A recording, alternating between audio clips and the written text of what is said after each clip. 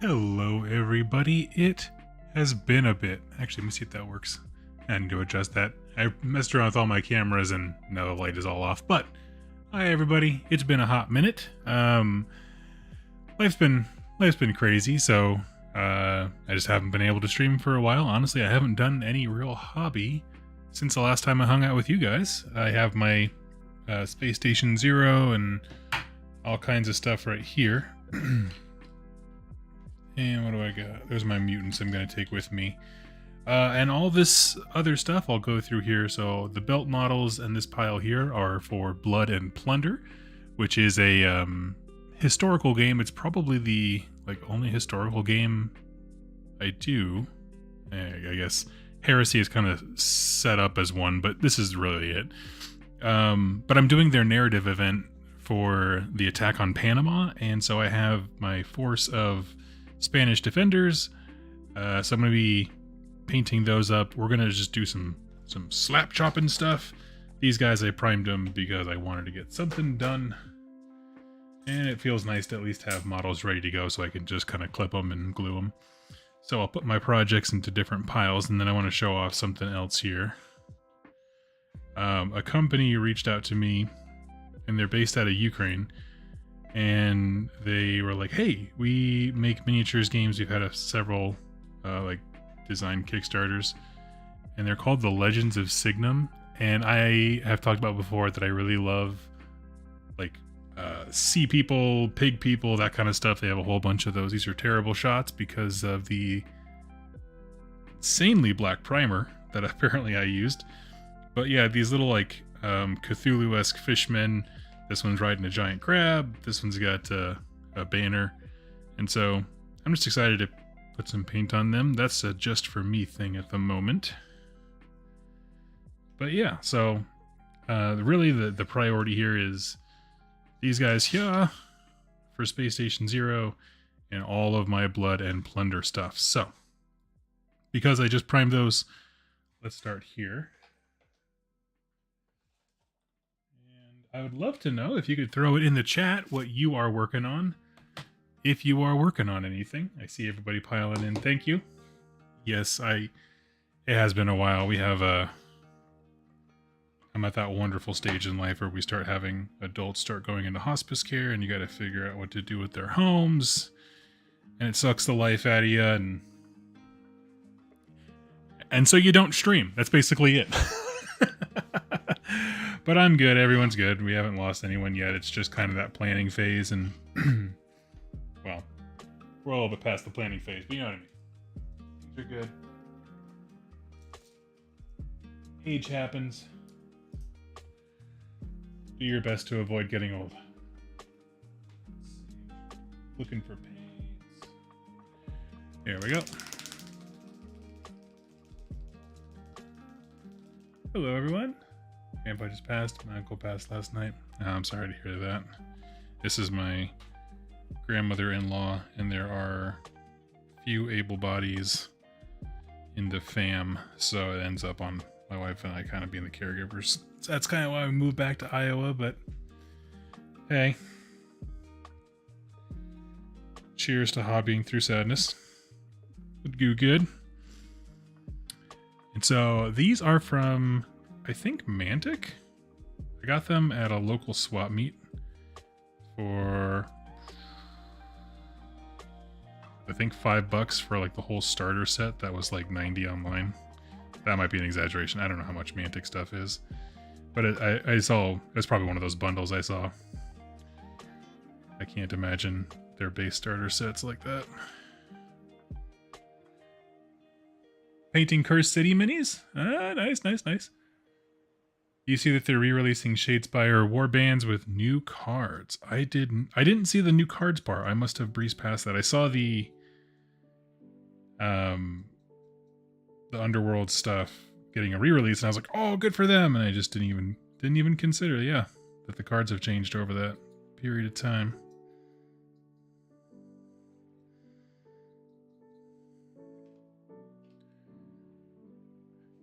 Might have to snag me a Molog's Mob.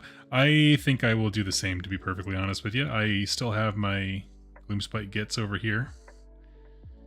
I don't foresee them getting a ton of play at the moment, but I want to have that option because if nothing else, he's just a cool Trog, right? Like, even if they get rid of that unit and the entire game of Underworlds, that's a pretty cool Trog model.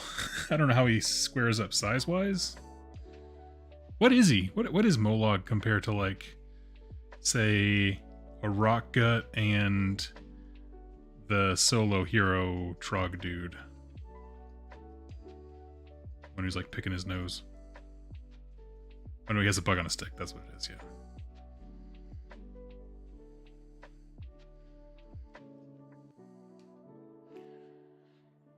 Let's see. Been working on my 40k orc army. Battle forces, 2 work boys. Nice.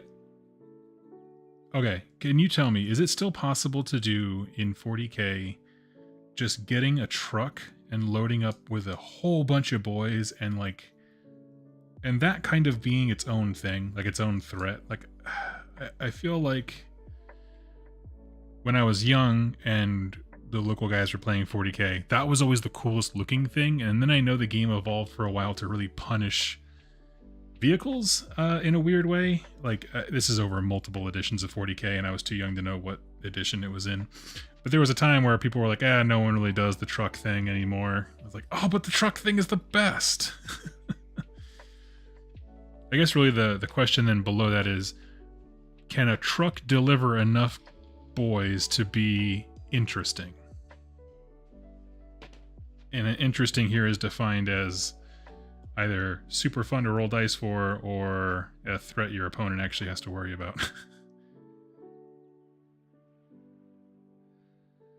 You'll notice these are not primed black. These actually are primed with a camo green, a really, really dark green. Because I wanted to try something out, and I kind of wanted to get some of that good pirate grittiness. So that's how we're going to play that. I did a quick review of Blood and Plunder a long time ago. And then they sent me... I wish I had known it was coming, but they sent me like a whole mountain of their plastic kits, and they're just absolutely stunning. And once I get some games under my belt at Adepticon, I hope to plan it cover it. I don't know why I was trying to say play it, but plan to cover it on the channel, because if you haven't, it's an exceptionally fun game. Like, I mean, I've played games of it, but I mean, I've never done a narrative thing. I've only ever done like the match play. And so that's why I signed up for it specifically this year, is I want to know... Tell me about how your game plays when the forces are lopsided, because I feel like a lot of historical games, they need to be okay with being asymmetrical, because that's often how war is. Hey Doug, hey chat, hey. Let me check. Yep, Truckboys is meta. Oh, really? It came back full circle? Oh, man. Well, it's not enough to get me to play 40k, but by golly, that's the closest I've felt in a long time.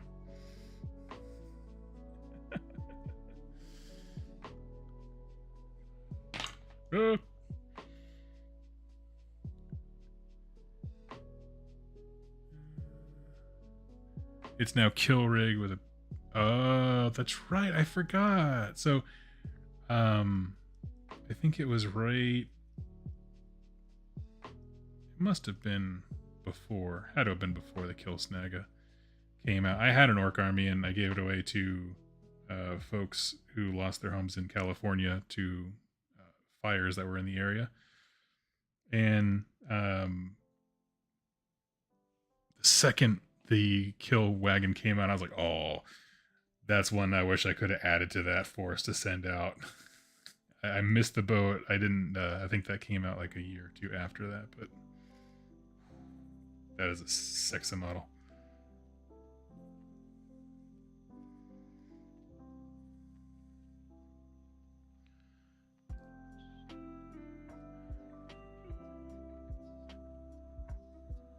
You can do drive-bys with trucks. Nice. I remember my favorite thing last time I played any kind of 40k was I think it was Death Guard had the rule where, like, instead of rolling a d6 to see if they blow up, it just happens if you want it to. Like, it's a stratagem, you pay for it, but it's never not the right choice if you have access to it. I was like, why isn't this universal? Why can't everyone just be like, you know what, YOLO, and then just check out, blow themselves up? I don't even say that to be like facetious, like that's like a legitimate thing, man. If you're on a boat in the Navy, what you do is you flood the cartridges so the ship doesn't burst. Meaning, if you want it to burst, you can just not do that. I want that on game table. Who cares about game balance? We have guys running at each other with chainswords. Of course someone's fine with pulling the pin on a grenade inside the tank. More mayhem. But I know 40k is an odd one because some people look at it as like, I don't know, their way to express that untapped military harness or prowess that they feel was passed over in life. Which is fair. We'll get passed over for no reason.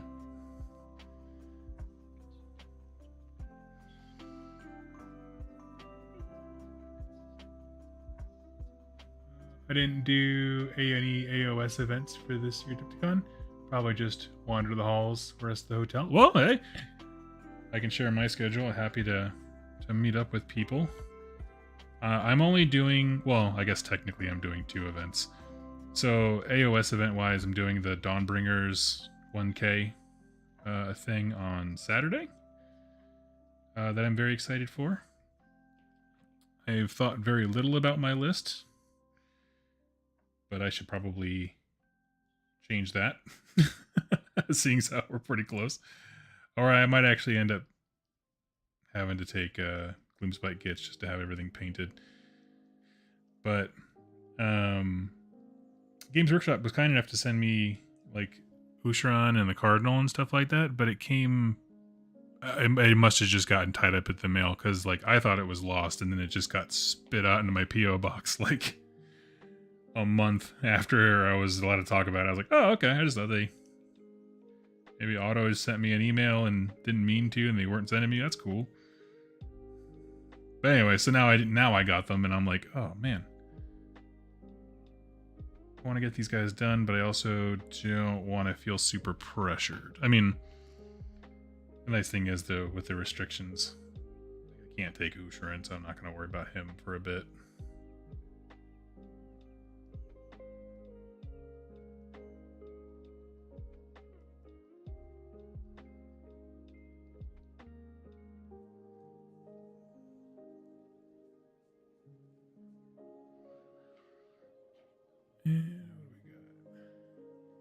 Hey, I've been absolutely loving those Flesh Eater Court videos you did recently. Been diving into Usharan's new lore, and it's amazing. Thanks for the videos. Aw, thank you.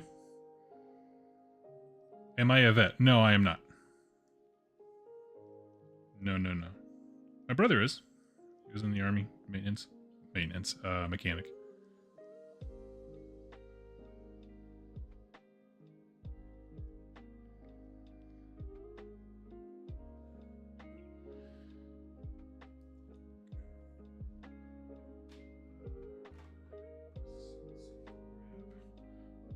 Titanium what?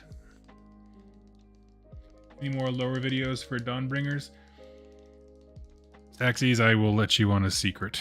It's going to be a hot minute. I'm going to wait until that series is fully out and then go back retroactively because here's the conundrum that I face, and here's why I paused the Dawnbringer stuff. With the way that my arrangement with GW works is I have a very short window with a PDF to be able to make the content because they don't send me physical copies of books, which is why I stopped doing the Path to Glory things, because now I can't show you the book unless I also go out and buy it, and I don't need 2 digital and a physical copy of everything. Or I guess so. Anyway, at some point the GW one goes away, so I have a limited window. I fell behind because of family emergencies, so that's why the last book wasn't good. And then there's just been a lot of dates kicked around and miscommunications about when stuff I'm allowed to talk about things. So I just was like, meh. Rather than working really hard on content that I then can't share, or getting anxious about content, you know, I just have other things in my life right now, right? We have end-of-life care for some people in our family and stuff. So the point being, I really have been enjoying doing stuff with Cubicle 7 for their lore books, specifically the Ulfenkarn one, although I'm going to start moving away from that into stuff that's already available. But the reason is because when Cubicle 7 releases an Age of Sigmar book, it has like quadruple the amount of lore, and it stays. Like, the stuff I'm doing for Ulfenkarn will remain relevant for my channel and for you as players for as long as that supplement is supported or Soulbound is supported. And I feel like the window of time that Games Workshop stuff has value like that is very short. Like, I see the numbers on who looks at my Broken Realms series. That was the last big one. Not a lot.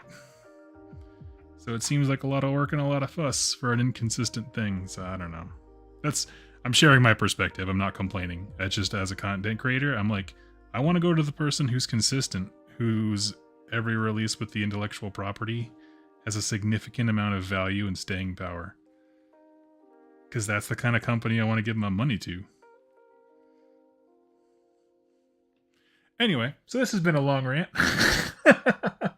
But basically, I am going to do the Dawnbringer videos because I like the story and I am excited. I need to wait until I can get them physically now because of how far behind I am and the way that my production stuff works. And in the meantime, I will focus on Cubicle 7 stuff, actually, including the Old World. I had no interest in the game, the Old World, like the actual game itself. But once I put the first Ulfenkarn video out, my person I talked to at Cubicle 7 was like, hey, thanks for that. Do you want to talk about Old World stuff? And then they sent me Warhammer Fantasy Battles role-playing core book and the expansion for Lustria, which they just, I think, came out with. And like, I'm someone who I have been very clear on my channel that I am very Old World illiterate, like in terms of the just sheer amount of volumes and stuff I haven't read, and had no idea that like Lustria is a sick place. It's really cool.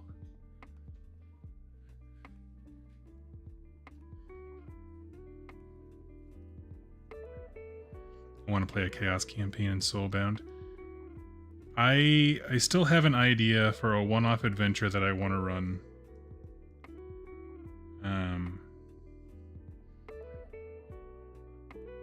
Where it's what is it? Squig Team 6 with a group of like 4 orcs and just destruction in general, could be anything, but they have to work together. The Great Green God gives them a mission, has a plan.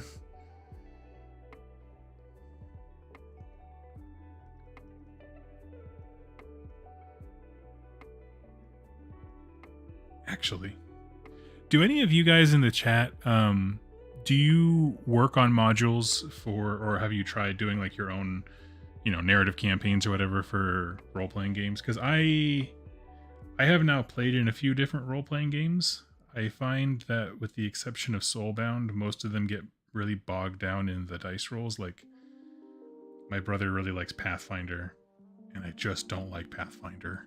It's just not fun for me. I don't know how else to say it. I'm not having fun. But, like, I understand that is for him. But for me, like, the accessibility of Soulbound, just because there's basically 3 stats and everything derives from them with your armor and stuff. It just made it feel more accessible. I feel like my information was just very readable, and I don't know. It's probably an old man complaint. There's too many numbers in this game. Back in my day, we just had the jump button.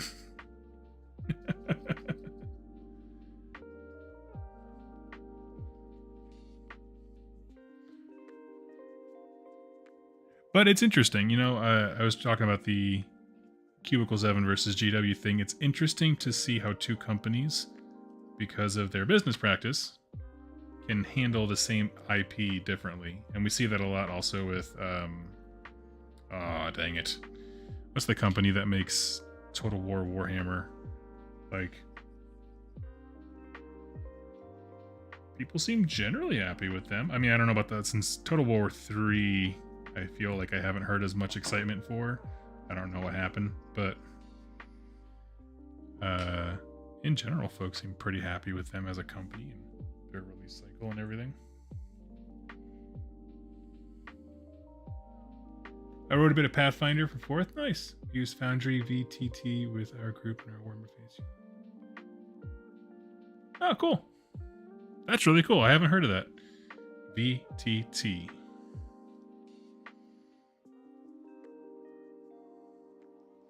So it just kind of does the calculations for you. I can see that. You wrote modules for 4th. Okay, so I'm going to spoil my idea of the campaign I want to do for Destruction Factions because I've never run a frickin' role-playing game thing myself and I need help. So here's the idea.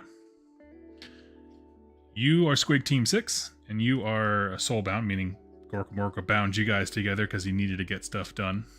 You needed somebody who has some kind of accountability. And a Wergog Prophet has given you the task of stealing a Cog Fort. You don't know why. It's just Gorka Morka wants a Cog Fort in the middle of a city stolen. I'm just gonna chill out with you guys while this paint here dries. It shouldn't take just but a moment. So part of the adventure, of course, like the first section is getting into the city. That's more infiltration-y type stuff. Getting to the Cog Fort. And then I know that they have like an expansion for like Steam and what it's called, Steam and Iron or something, but basically like using machines. There's an expansion that kind of brought the Carriage and Overlord characters kind of into the main foray of characters, because then you had options. Once you steal the Cog Fort, at that point there is a little bit of open sandbox space of like, what do you want to do with it? What matters is preset amount of time after the Cog Fort is physically moved from its place, the Bad Moon comes over, and what you find out is that Gorka Morka wanted the Cog Fort moved because Gloomspite Gits are going to burrow up, and so this team of 5 orcs or whatever enabled the Gloomspite Gits army to come up from underneath, and so you also get to then sit on your stolen Cog Fort watching the carnage below you, and that is your success. So I thought that could be kind of cool.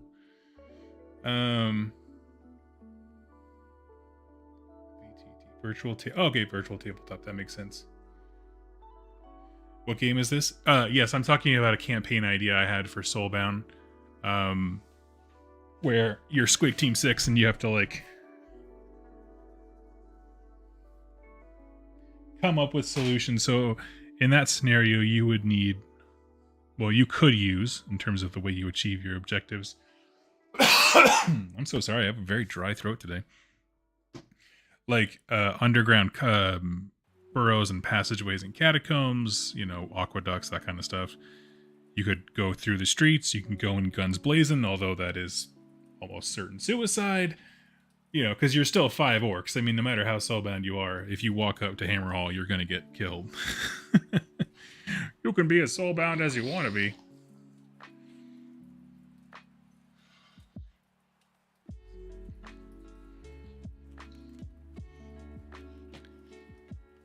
Anyway, so what I would love to do is to get like some more refinement to that idea. Certainly making the city its own character and like fleshing that out would be a good addition. But basically, I would love to bring that to Cubicle 7 and be like, I made a thing. Can I have my name on something? so I have something to show to my mother that has my name on it, because she doesn't understand what I do. She said that at a dinner party the other day. Oh man, that she doesn't really fully understand what I do, and I'm just like, Well, I'm 6 years into it. I don't feel like we're gonna make much progress at this point. I'm just gonna do some quick highlights for this guy here.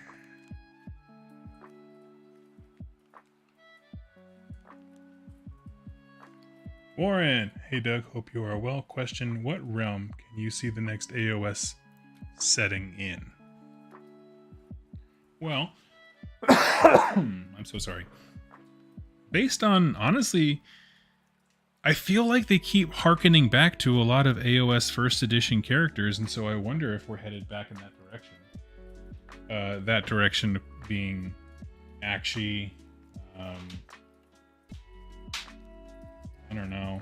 But see, they keep talking about all the AOS 1 stuff that I don't care about, because the stuff that I loved was in Chaman, Realm of Metal, which I still maintain is the coolest sounding thing ever.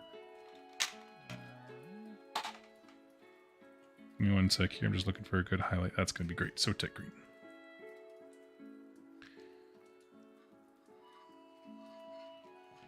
Yeah, that's probably my guess.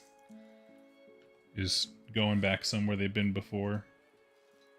Especially, I mean, the rumor, I don't know, but the rumor is we're getting another edition at some point. I mean, that's schedule-wise, that's about on time for GDubs at this point. Not said disparagingly, that just kind of seems to be the trend, at least what they do with 40k. So let's say they do. That doesn't inherently mean a whole new setting, like physical location, but I guess the last two have been, right? Shayish and then Gur, so I could be wrong about that. I could just be making stuff up.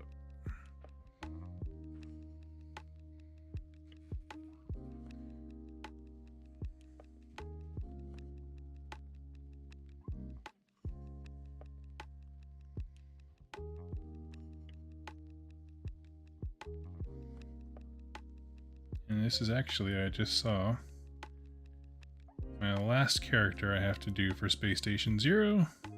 Or team member, right? I still have the zombies over here to the side, but they're going to paint up quick.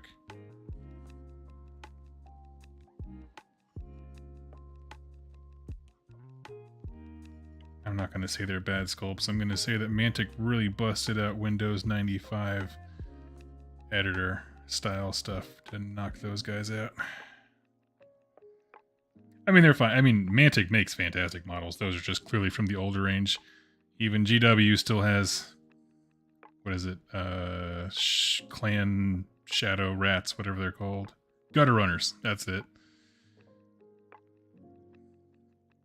Every model company has secrets to hide. That guy at the party that they just don't talk about.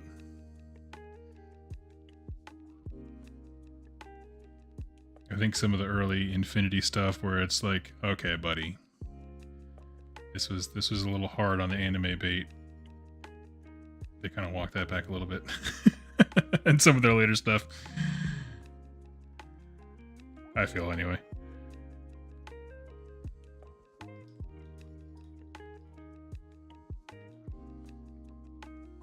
Okay, so now we have sepia here.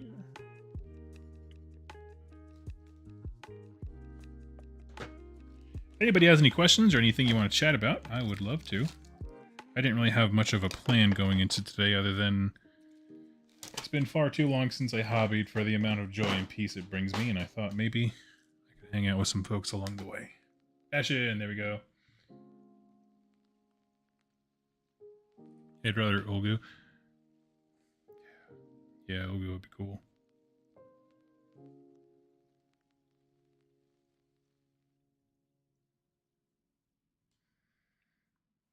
Doom to new. I wasn't expecting, was it the book before last, to have the callback to Vandis, and that one kind of surprised me.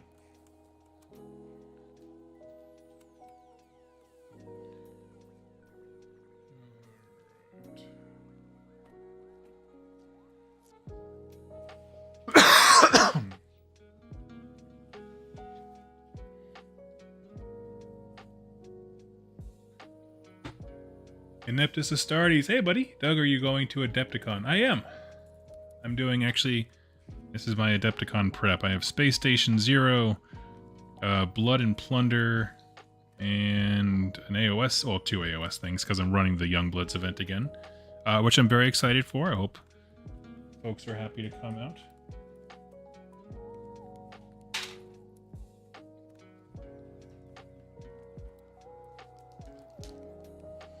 Now, I am painting up a Spanish force, but they are the beleaguered Spanish of the Panama Canal, which means what? They're having a rough day, and their equipment looks like hot garbage. So, people in jackets are going to have the nice blue jacket, and everybody else is going to look like they just got pulled off the Pirates of the Caribbean ride for being a broken animatronic.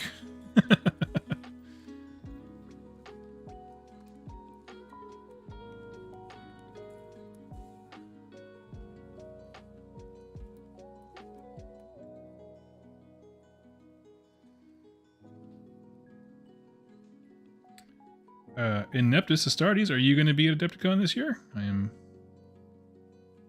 know you'll be hanging out in the Horus Heresy room. I think that's in the same place this year. I don't know. My historical game here, Blood and Plunder, they put all the historical nerds in the other building. Which when I explained it to my wife, she was like, that sounds a little segregation-y. I was like, yeah, kind of.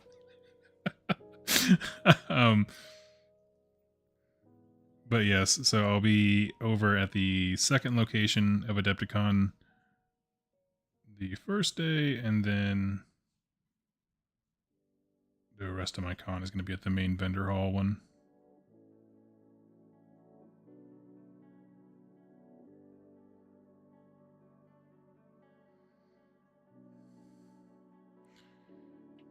I'll be doing Heresy on Friday. Okay. But I actually canceled my Saturday event, so I can just hang around. Nice.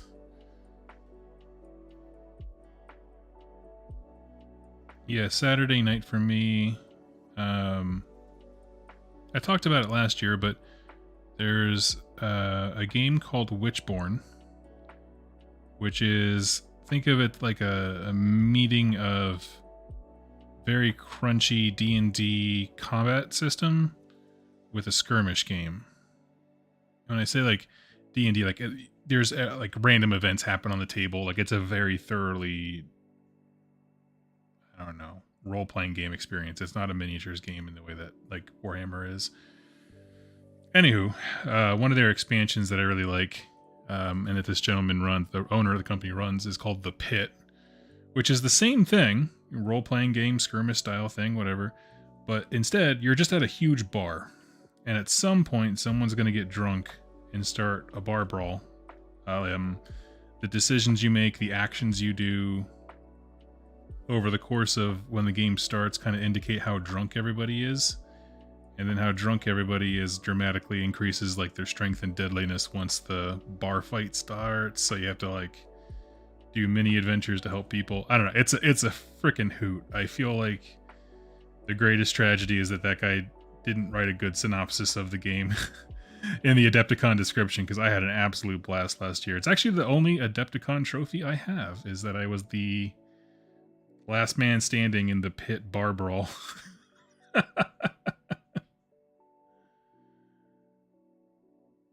But yeah, he walks you through the entire thing, so you don't even have to like know the system. I still haven't thoroughly learned the game because I'm told it's very accessible if you already know D&D combat, like where you use models and the amount of space, and I don't really know anything about that, so I can't really attest to it, but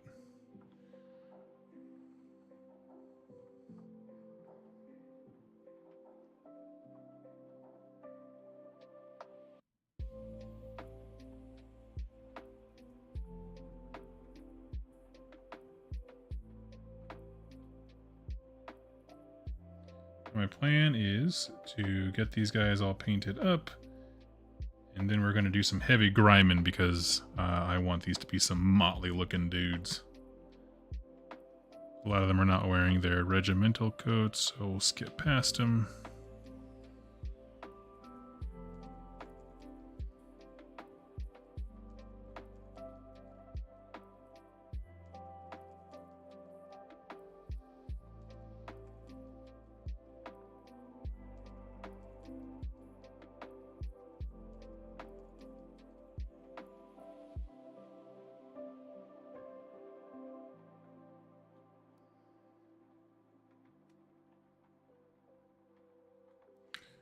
Let's see. Never had a day to just wander the con. I made sure that my Saturday last year was just that. I think I had 2 demos, and then I just wanted the whole day. And I had 2 demos scheduled, and the rest of the con of that day was just me wandering around and being like, "Hey, tell me about your game."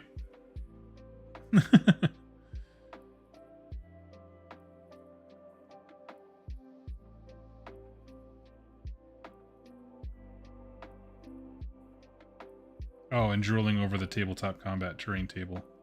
There's a vendor there that's like their American retailer. And they just have some of the best terrain ever. I love it.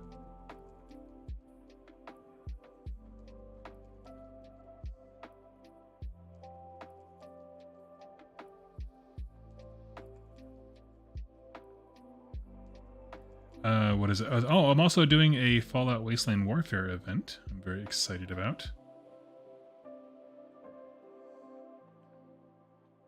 Cool.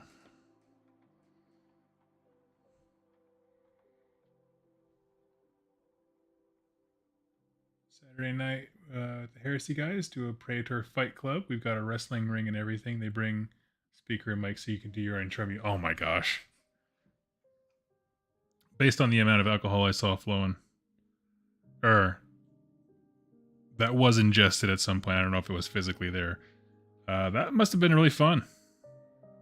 I remember last year I almost had one of the 40K casual organizers rip my head off because he misunderstood what I was saying. They were just having a great time.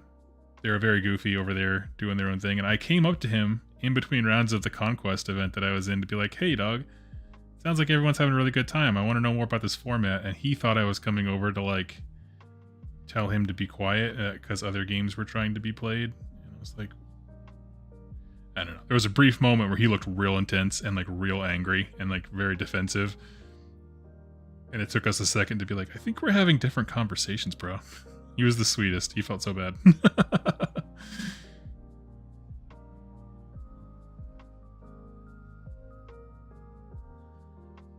He's like, "Sorry, I get very protective of my players' fun." I'm like, "Oh yeah, that's cool." But yeah, they had a little loudspeaker there and they were playing all kinds of stuff. One of them, I think the teams had like a bunch of DACA jets or something, like for orcs, because it's a 40K event, and they had like the Top Gun music playing when they went to go do one round. It was super cool. I like silly stuff.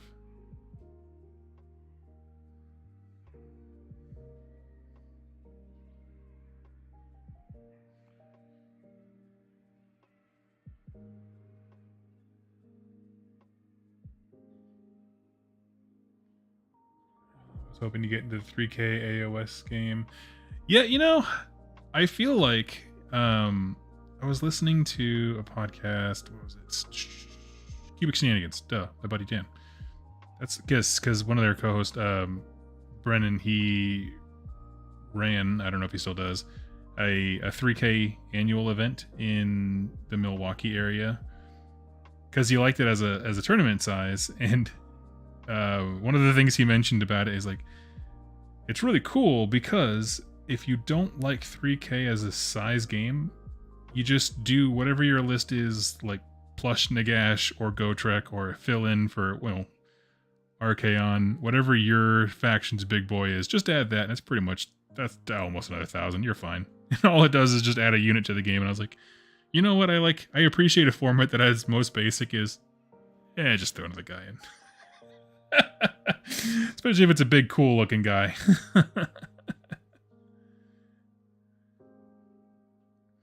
Seems like a lot of words to get there. You guys could have just said Why don't we just take a guy?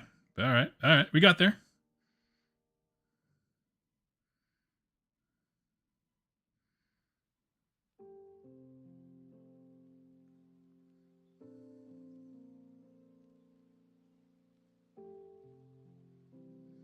You know, as zen as this music is, I think I'm gonna swap over to my lo-fi covers, the one that I normally have rocking. A lot of those songs are a little more on the jazzy side. Not officially sponsored by my lord.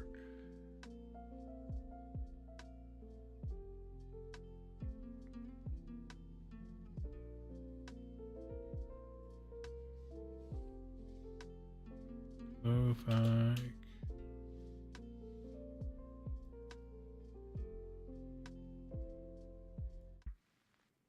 Hey, there we go. Just a reason for me to bring out the 5K of Slaves to Darkness I have. Yes.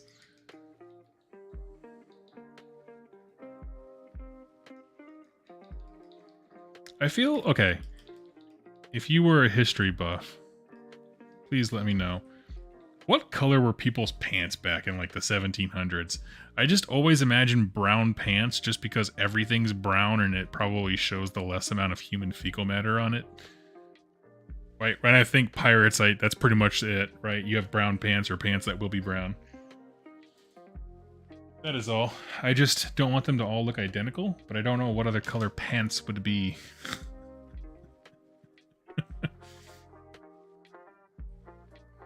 I could see like the officers having like white leggings or whatever, but his coat goes down past his waist. Let's see.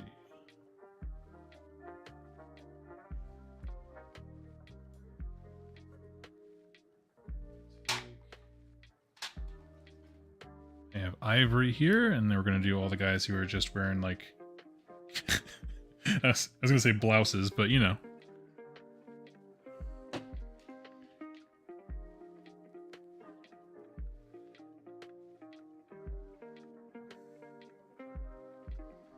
Made me think of the old Dave Chappelle skit where he is Prince. They have a basketball game and it's shirts versus blouses.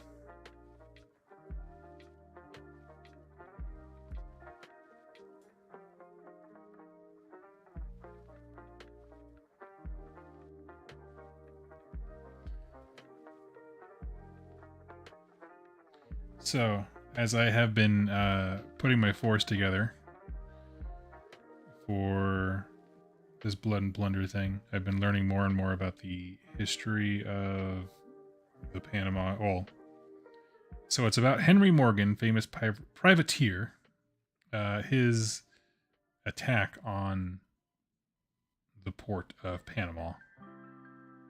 In that whole strait, it was a whole part of a big campaign. And it just sounds like he failed upward real hard, and I respect that level of game. I'm not gonna lie. He got a lot of people killed for what seems to be no reason. He was like, I'm a pirate captain, which means what? Boats.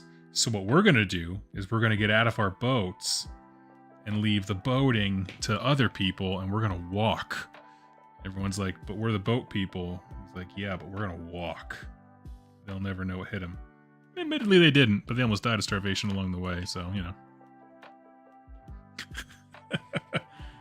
Coloring clothes were expensive, so they most often used the same color as the fabric.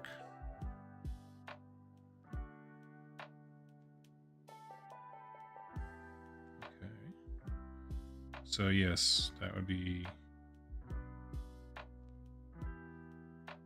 browns, beiges, probably not whites. White, unless it's an officer.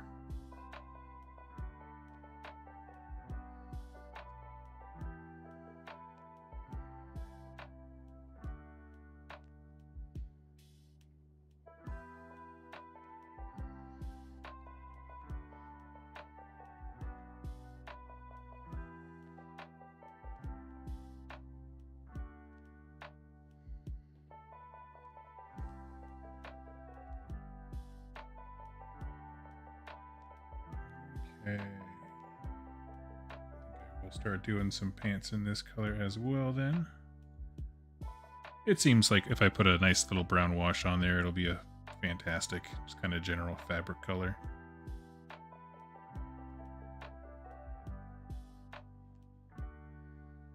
You can't see it on camera, but this pants have stripes, so that'll be kind of fun. Kind of go back and paint those in.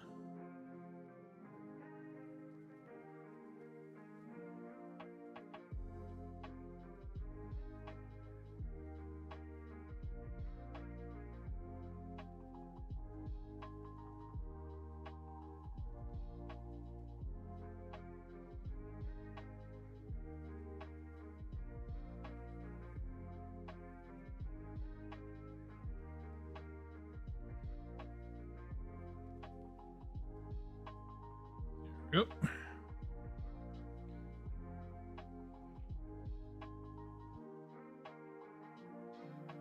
Let's see. Yeah, fabric.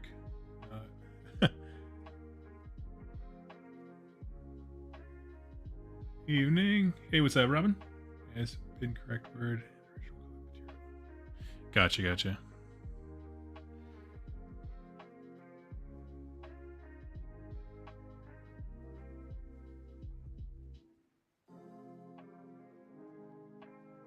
Man, this guy is rocking some crazy good heels.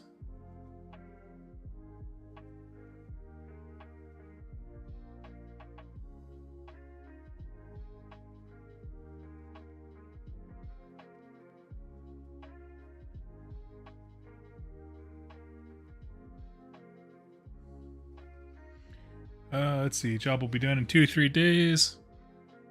Cool. Robin's helping me with some Fallout Wasteland Warfare terrain, so I'm excited for that.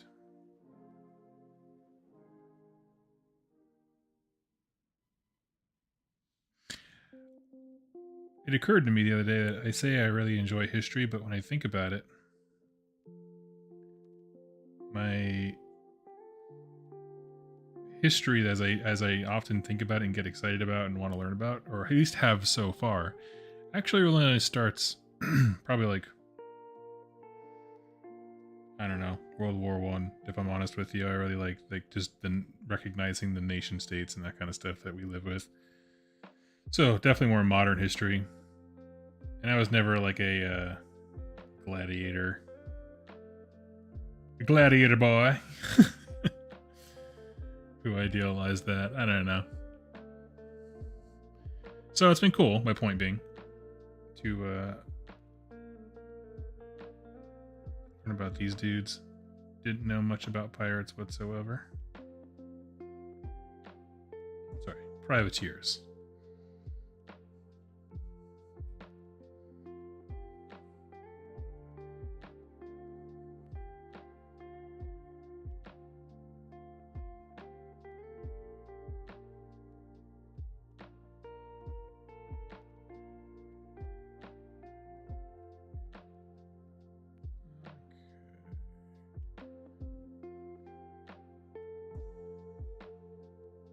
Got some big Mamma Jamma arm cuffs here.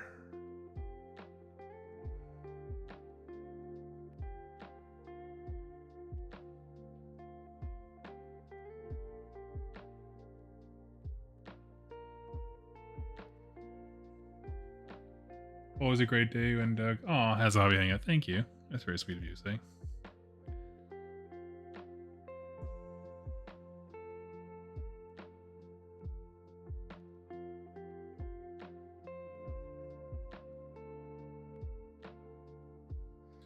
So yes, I have 2 units of 8 basically militiamen. So if you don't know the attack on Panama that I'm painting these guys up for, I'm on the Spanish side, who are the defenders. And this is as Spain was losing its grip on the area, and so that's filled with like militia dudes, and they also brought in reserves of, like, they hired local natives. I have a box over there that's unassembled right now. That's their Native American set for these guys, and those can be because every continental power and colonial power as well. Employed their help as trackers and stuff. So they're kind of like almost like a mercenary faction, I guess you would kind of think of them. They're their own thing as well, of course, but they make for interesting allies. And then I had them be the most veteran of my troops because I thought that made sense and sounded about right historically.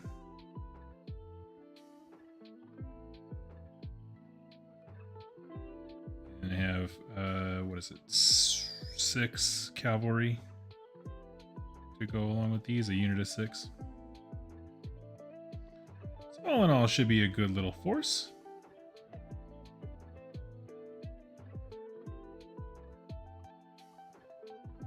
All about them bodies. Just throw them.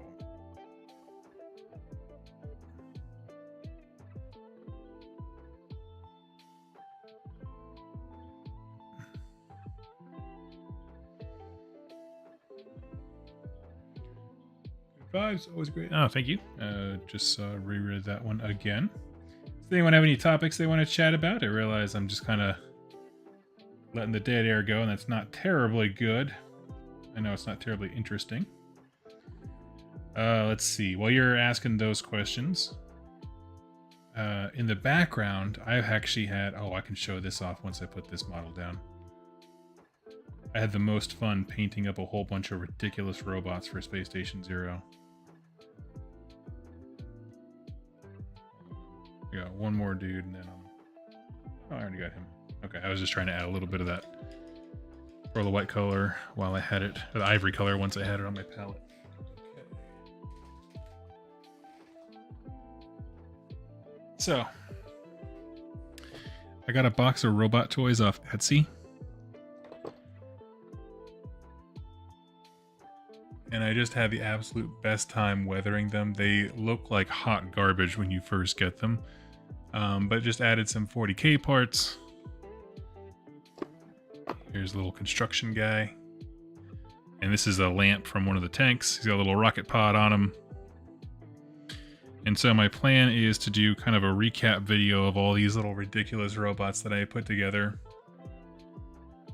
What's Space Station Zero? Yeah, if you give it a quick Google, it's by Snarling Badger Studios, which is a game company made up by Vince Ventrella and Adam. Oh my gosh, I'm so sorry, I forgot his last name, but Uncle Adam from Tabletop Minions.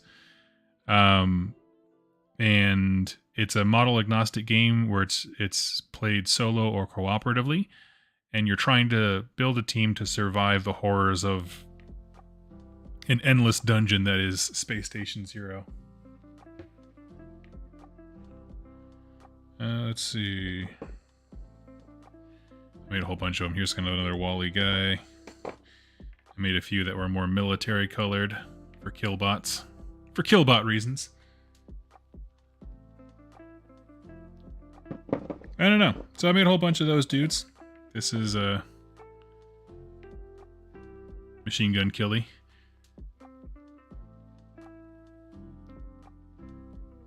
And I think I will have a great deal of time. Also in here are the rest of the Space Station Zero crew models that I painted up. Let's see.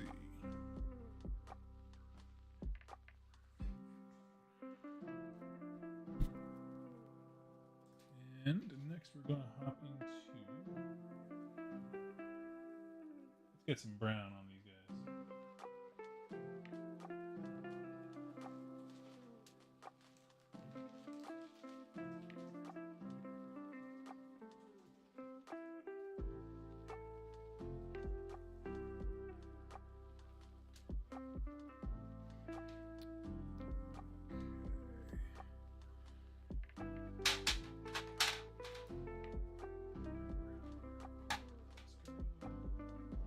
Light umber.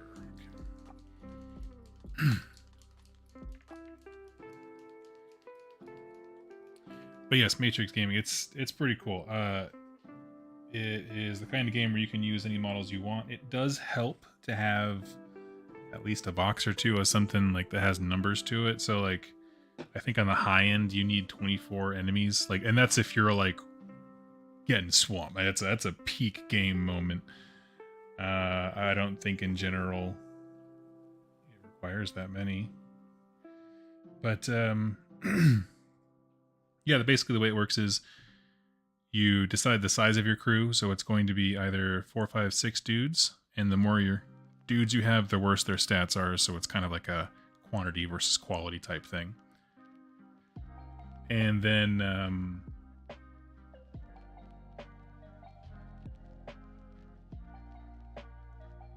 what else? Oh, then you get to pick a commander, and there's a few special rules that are based around, like, you know, why is your ship in space? You know, what were they doing? Were they traders, like taking goods from one place to another? Were they pirates, space pirates? You know, whatever your motivation was, will give them access to certain abilities and equipment and stuff. I am using this event at Adepticon as a catalyst to get stuff painted so that I can cover it in more detail on my channel.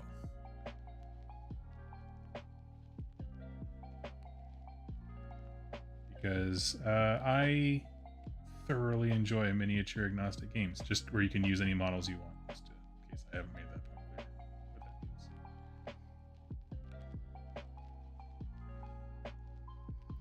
what that means. In fact, during my little hiatus, because I've been away from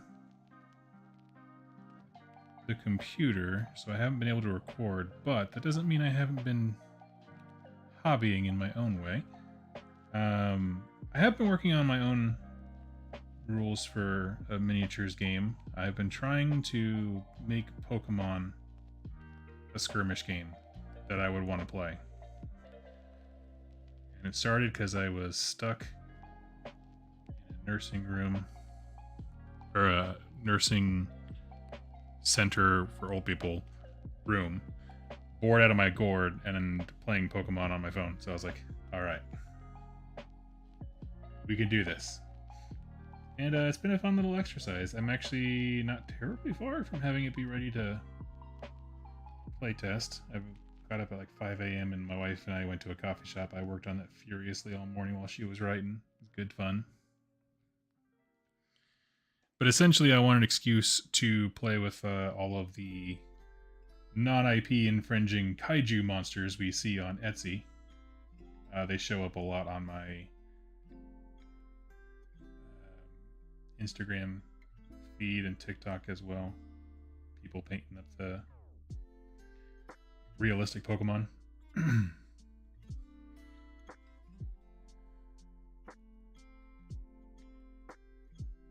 they sell minis for it themselves, or just whatever you like? It is just whatever you like. Vince has a demo for it on his channel where he kind of introduces it. He does a great job. He's very approachable. And for his demo, the creator of the game, his official demo is using Necrons as his robotic enemies. So like it's chill. I think they just really wanted to make fun games, and yeah, didn't have to have a product line.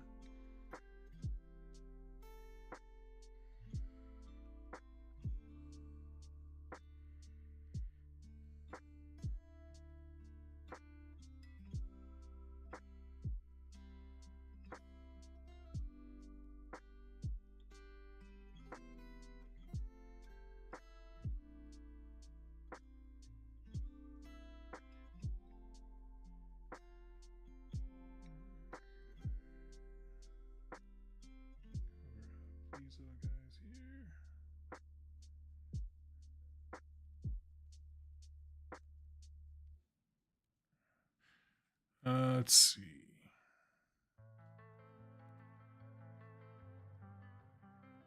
But yes, if you go on to if you're interested in that kind of game, if that sounds intriguing to you, and you have not heard of it, the website Wargames Vault is a great repository of very low cost rule sets that, generally speaking, you can use whatever models you want. I mean, there's some companies like Modifius, they have their quick start rules for Fallout, and you know, there's games that have model lines there, like they just have their quick start rules there to introduce themselves to customers. But like a lot of it is just indie game creators who are like, well, I got an idea, and they upload a game. It's not nearly that simple. Vince and Adam put an immense amount of work into the quality of their books, but it's that same kind of online, yeah, accessibility for indie creators is.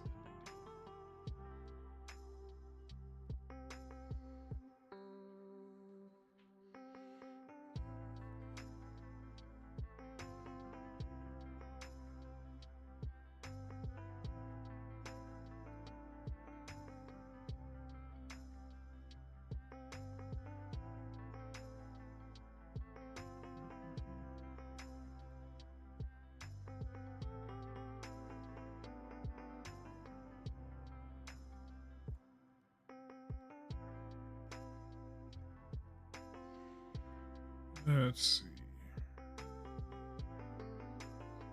So let's see. They've also put out Rain in Hell, which is sort of an. I like the gameplay. It's just the theme was a bit too abstract for me. Basically, it's you build a warband of demons and you're trying to fight for the right to control all of hell, which I like. But to me, demons is a bit abstract and kind of out there in terms of vagueness. Whereas I feel like at least Space Station Zero has like a core setting place. I don't know. I just like more. The demon thing was just a little bit too out there for me. But if I could slip them a 50 and be like, guys, make a fantasy setting game, I absolutely would. Because I like the way their minds works when it comes to just the flow of the game. I think one thing that Adam and Vince really nailed with all their games, even the ones like, you know, aesthetically I don't care for, are just the tempo. They're not boring. And if a game is one-sided, which I find is generally not the case unless it's like one player who really knows what they're doing and one player who really doesn't.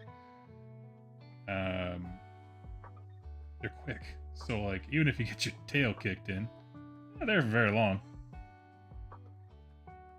You learn how to do better, and then you just immediately reset and you can play again. That's awesome.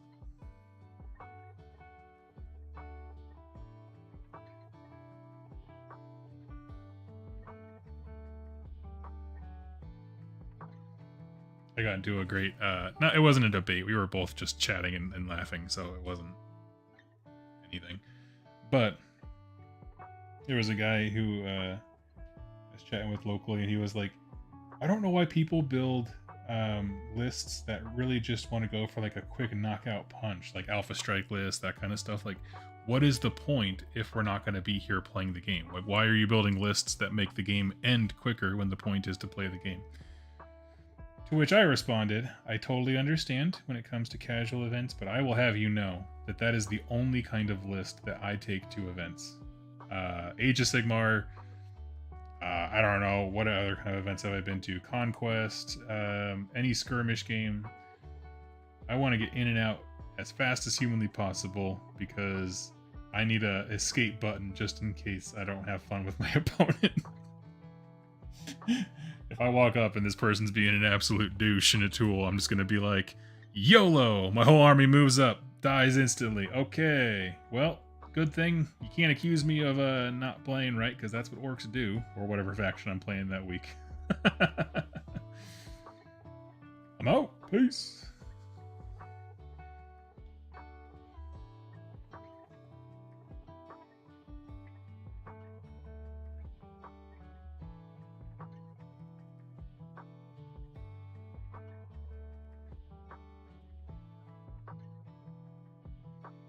My favorite con experience was it was at Nova 2019 was the one I went to, and I got beaten by a guy. So like they had an open spot at the narrative event, and so they needed like an odd person. So I was like, oh, okay, I'll just jump in. I'll just run like one of their loner armies. No, actually, I did have my Stormcast that year. Yeah, I was okay. So I had my Stormcast with me, and someone beat me on the table, and he just looked up and goes, I thought you'd be better at this. I was like, first of all, ow. Second, no. Everyone on YouTube who talks about the game, with the exception of Vince and Tom, probably aren't that great at it. And I only believe Vince and Tom because I've seen it with my own eyes. They are quite good at this game.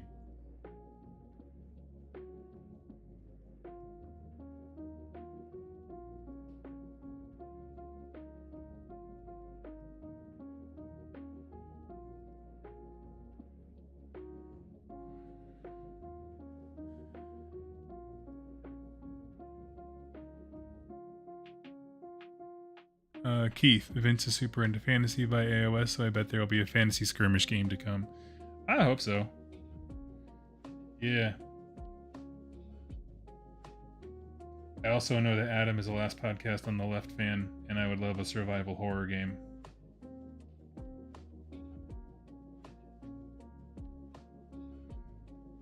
I've made this declaration many times. I'm not a difficult man to get on your side. If you want me to support your product with battle reports, just make a game that lets me be the Mothman. In a cool way, not in a goofy way.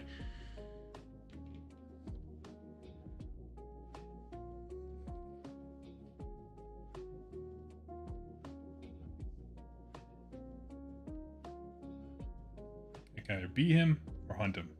Don't care. Take me on a journey to West Virginia via your storytelling, and I'm in.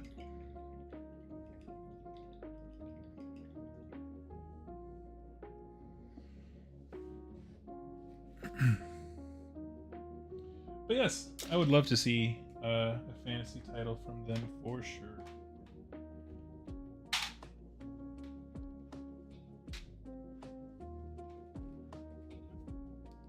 Or a Wendigo, yes. I also accept Flatwoods Monster.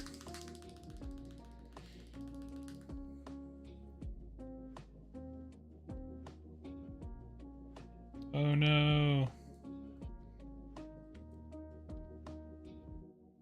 Okay. For a second, the paint wasn't coming out, and I was like, was the bottle left open?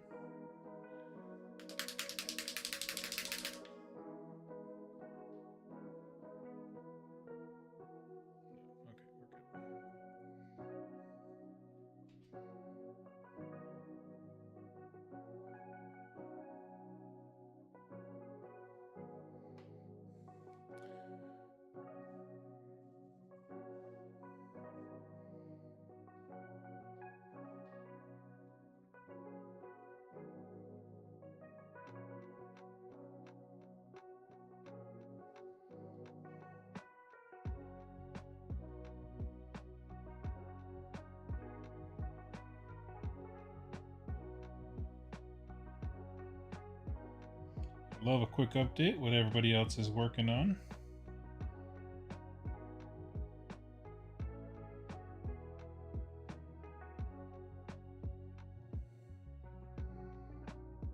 Just quickly knocking out some earthy tones here on our very poorly equipped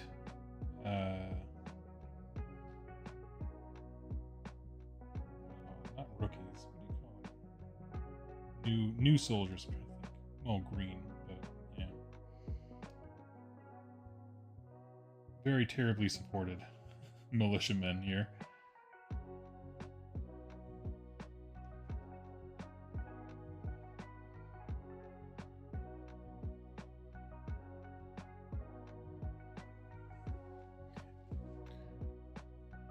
Hey Doug, you're a beautiful man. Appreciate it. I'm gonna give you a firm disagree, but an appreciative nod.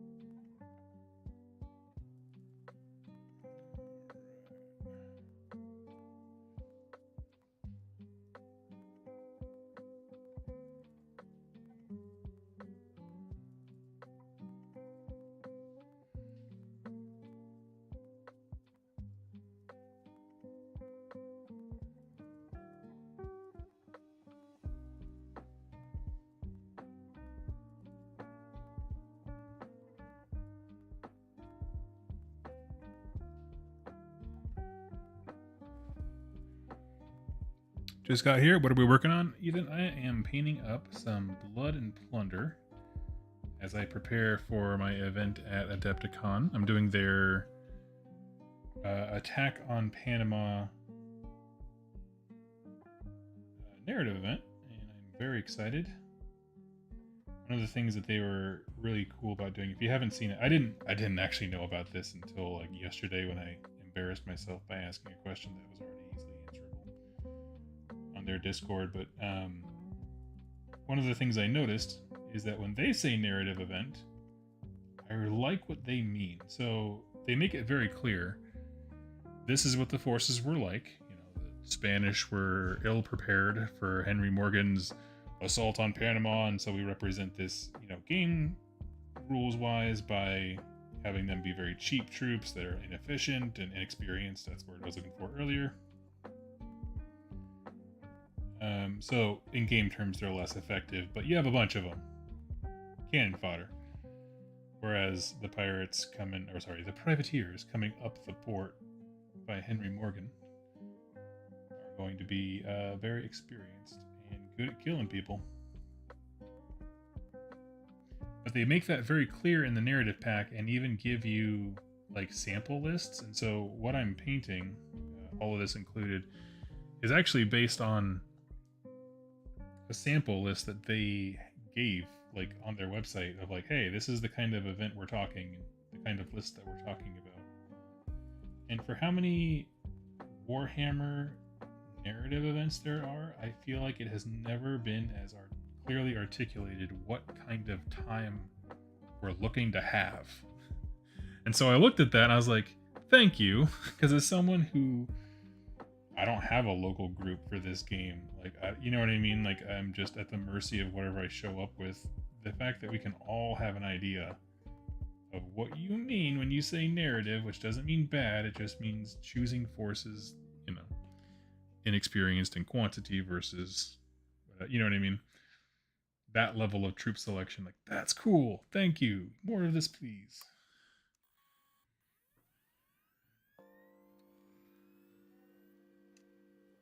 Currently working on a sporling from MCDM, Matt Colville's company. I don't know any of those things.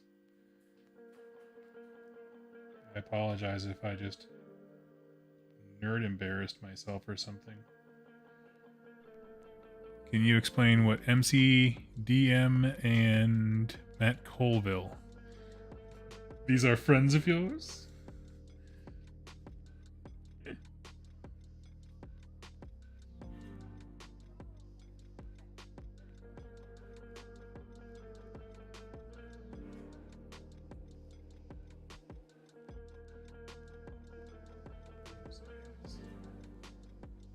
Discovered.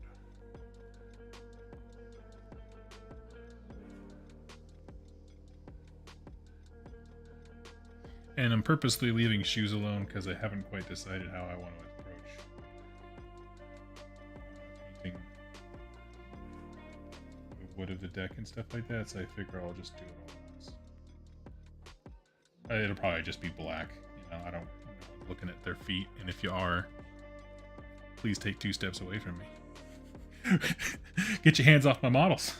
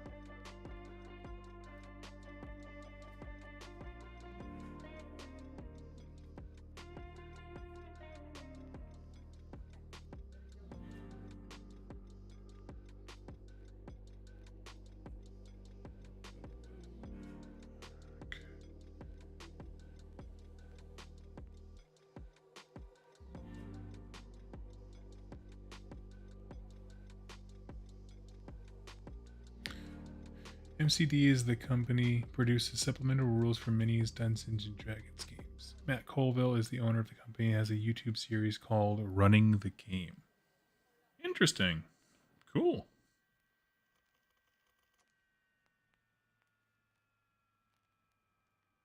So I feel like the soft answer was yes, I should know who these people are. Yeah, Doug.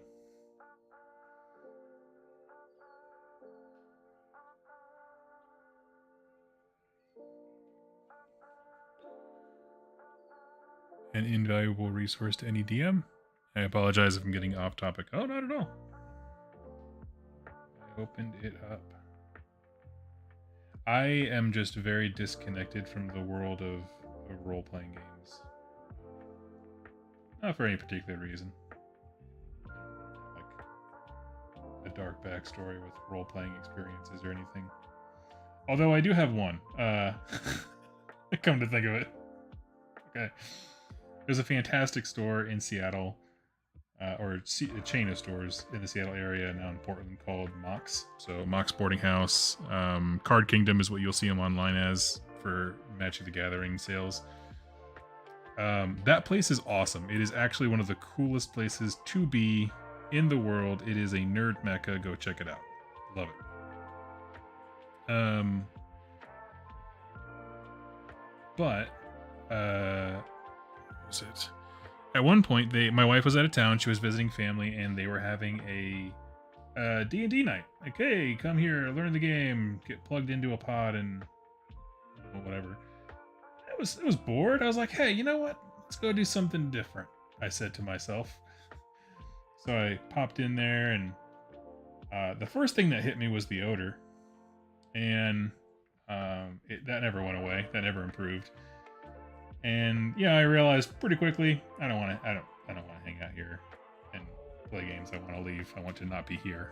Very, very quickly. And as I was leaving, the guy behind the counter was like, "Hey, why'd you come in?" And I told him, I was like, "Hey, I came in to see if I could play this game, and it's just a little ripe in here, and quite frankly, it's just not what I'm into." And he leaned across the counter and was like, "Bro, the best games of D&D and Pathfinder and stuff, like, they don't happen at stores. These, and he was trying to be nice. He was also a little disparaging. He was like, these folks have nowhere else to go, so that's why they're here. But like, the games that you have with your friends is that you're at home playing with your friends." And I was like, okay, that's very encouraging. So I left the door open after that exchange, but I was like, that was a rough introduction. I felt like my senses were being assaulted. Casman Animations, hey, how you doing? How's it going? It's going well. Painting up some historical guys for various nerd games.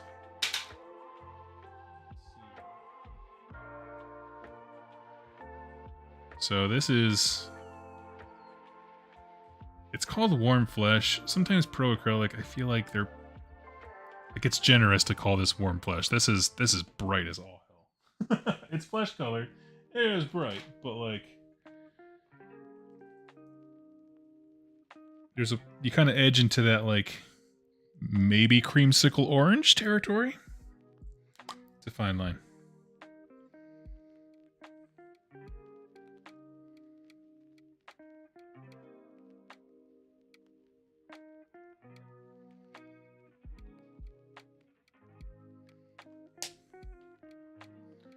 I got some Cadian flesh down. I'll throw some of that warm flesh here. Basically, my plan is to blend these two together haphazardly, and that'll give me my skin tones that I use.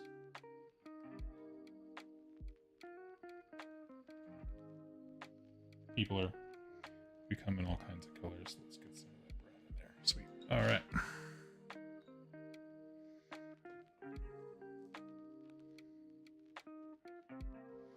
If you ever see me paint before, you know what's next, which is just, as I paint the model, I put it to one side, and then as I pick up my next color, I go to the other side. And someone once said that watching me paint was like a cosmic game of ping pong ball, and I just loved that.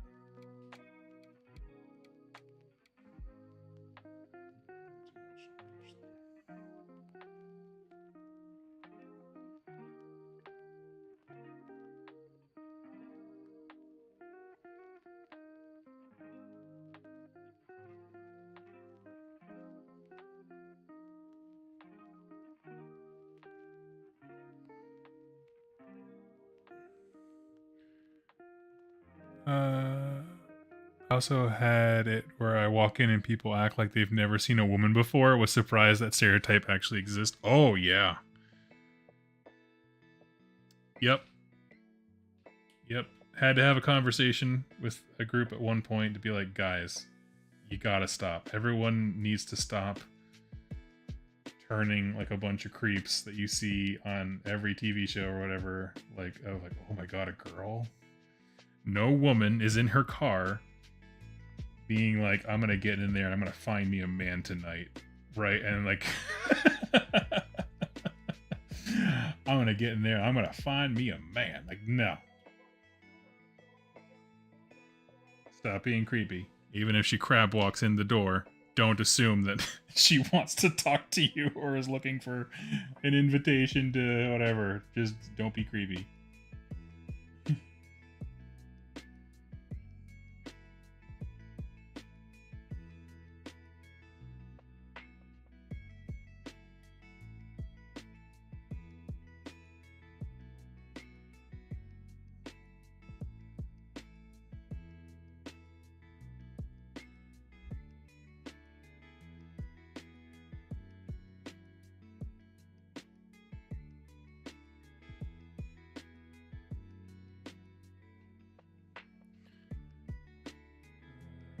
Had the experience with my friendly local shop as well. Very stinky. The primary reason I don't play at their tournaments. Yeah.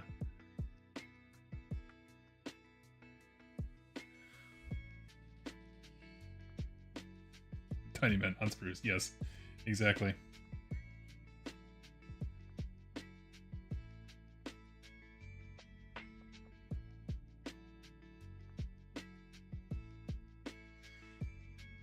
Afternoon all. What's up, Dwight of the Dead? Love the name.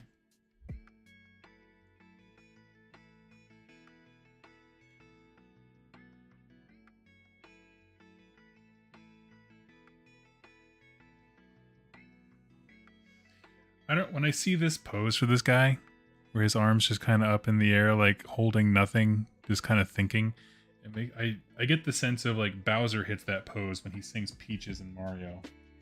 And that is just what my brain goes to. It's just this Spanish general in the Panama Canal. Peaches, peaches, peaches, peaches.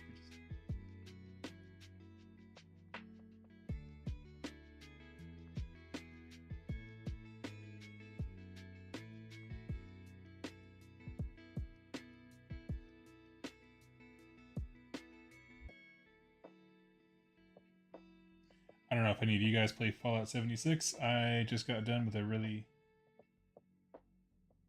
nice weekend of it, coming back after we were done. Oh, over with the next town, over with family. I would come back and play in the evening. And they had like a double XP weekend. It was such a freaking fun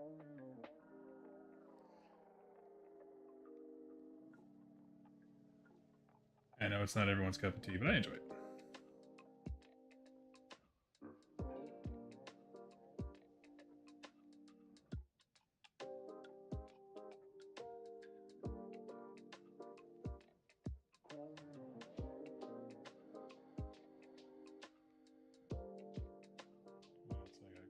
Lately.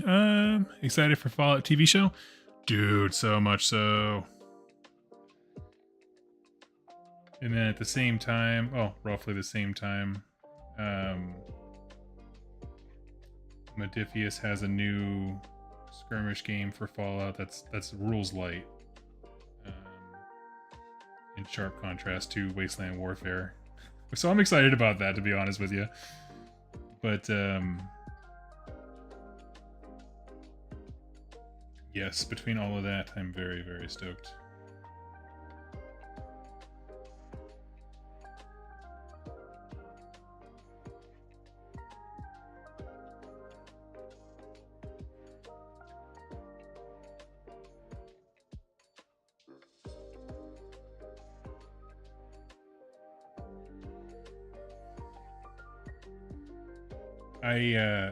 I'm gonna approach the Fallout TV show the same way I did with The Last of Us, which is the last time a valued property of mine personally was turned into a show. Which is, everything's on the table. Tell me a good story. If you tell me a good story, I don't care about the minute details of like, well, actually, Vaultec wasn't in the area until 8 years later. It's like, I don't care about that minutia. They can make those mistakes. Tell me a good story.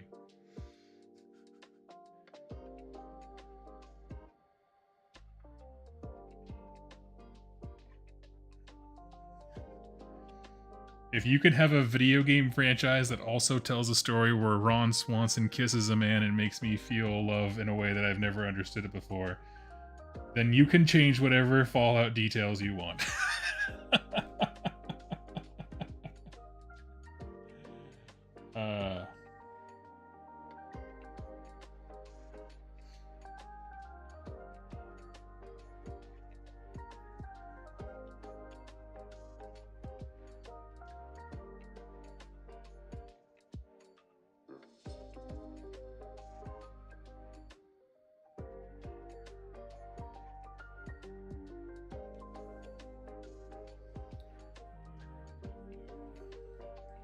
Has a little skin too that we can grab. His detail is much sharper. Haven't had a chance to play Wasteland Warfare. Thoughts? I very much enjoy it. I think it's a great game. It is a lot of fun. It is, instead of being a miniature game in the way that I would describe like Warhammer or Warcry or just some skirmish game, you know what I mean? Like, not to make them sound too generic from each other, but I think the difference is that Wasteland Warfare operates much more like an analog version of the video game than its own distinct entity. So like the game has a lot of rules, you don't use them all, so don't feel overwhelmed. But at the same time, it gives you this huge toolbox to tell whatever story, do whatever thing you want to do. But sometimes, if the well is too deep, it can be hard to know what you're trying to do, right? Like, it can be hard to make good scenarios. It can be player versus player. It can be, a lot of it is player versus environment. There are campaign modes. Yeah, I mean, it's real cool. Like, I admittedly, like, I'm scheduling another game this Saturday or this coming Saturday rather, to have another round in, but like, it's an immense amount of fun. I love the modeling opportunities for it. I love all of that. I just think that the new game Fallout Factions will be sleeker when it comes to player versus player play. As part of like what bulks the rules up for the main game is stuff like event tables, which in the video game version is, you're on a mission and it spawns a random super mutant pack who's just kind of meandering the Mojave or whatever the heck. Whereas this game will do the same thing, but there's just a lot more steps to generate the super mutants, what their actions are, what they want to do, where they're headed. All that stuff is accounted for, so it can kind of bog things down a smidge.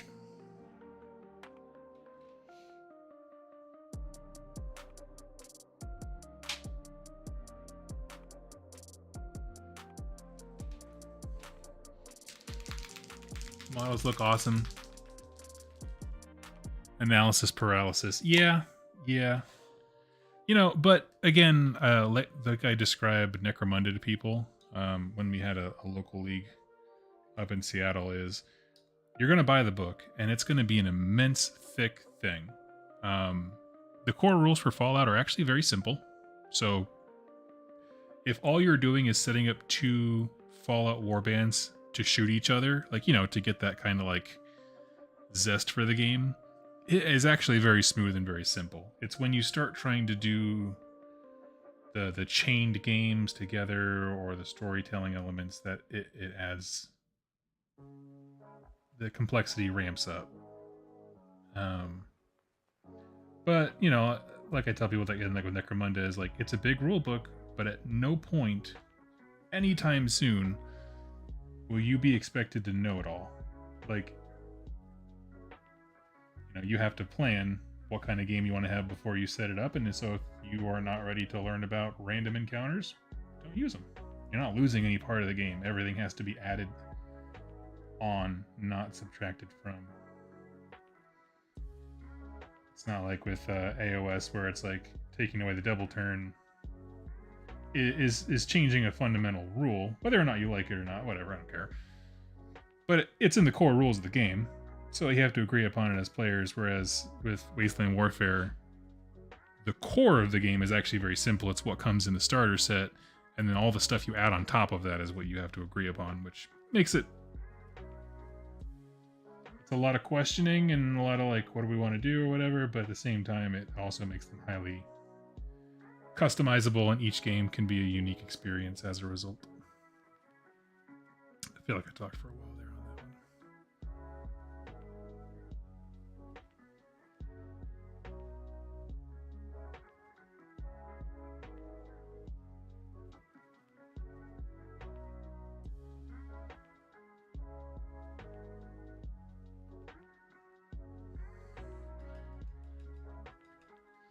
But yes, I got into it because I have always loved specifically the robots. Like from Fallout 2, the isometric version.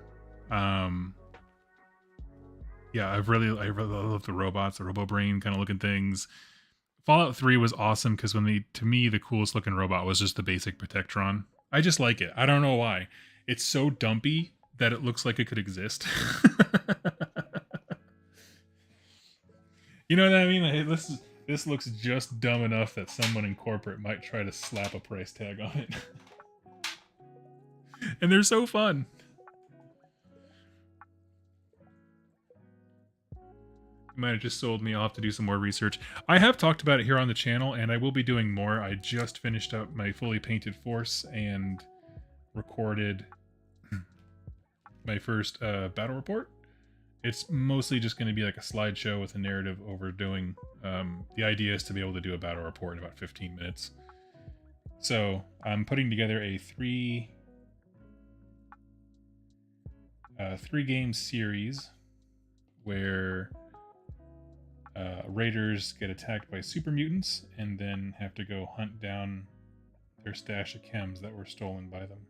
Mutants don't care about the chems. They just saw the shiny box that they were in and were like, I want it. So game 1 is the raiders being ambushed by super mutants. Game 2 is the raiders pursuing the super mutants. And that way I'll customize it by using like the monster encounters or whatever. Of just they're going to bump into crap on the way. And then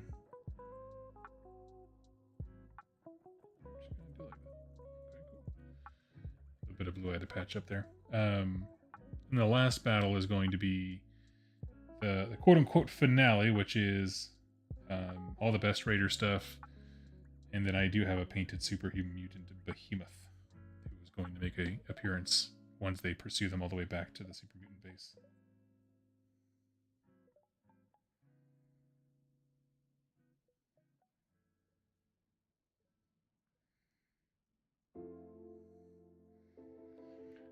Anyway, that's the idea. Tell me if that sounds interesting to you. But a simple battle report, like I don't do the big ones where it's like 4 hours of just watching grown men roll dice. Some channels can do it because they have the force of personality, like my good friends over at Rerolling Ones, when they're able to record.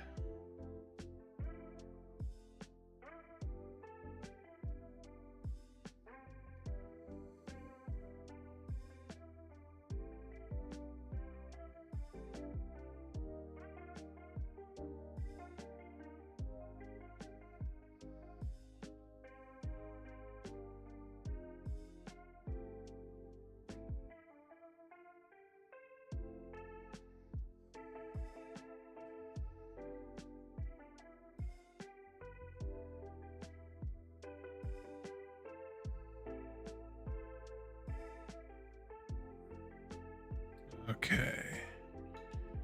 Sounds pretty cool. Thank you.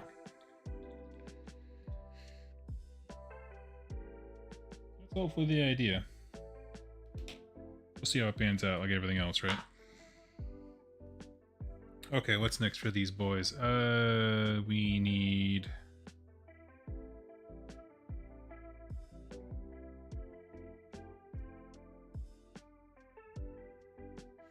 Some of them have a few straps and stuff.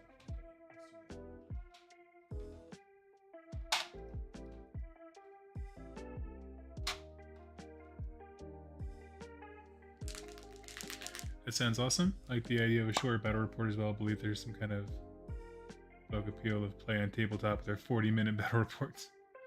Oh, big appeal. Yeah, yeah. And they do incredible stuff. Like, hope that was not received as a knock. I just mean for my personal editing tastes. No, thank you.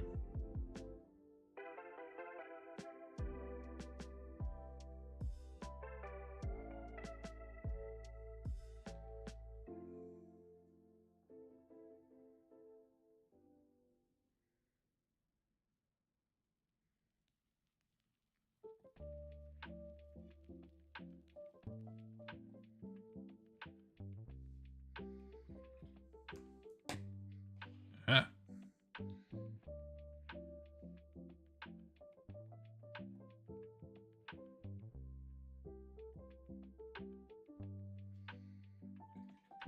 Okay. Let's do some quick metals here.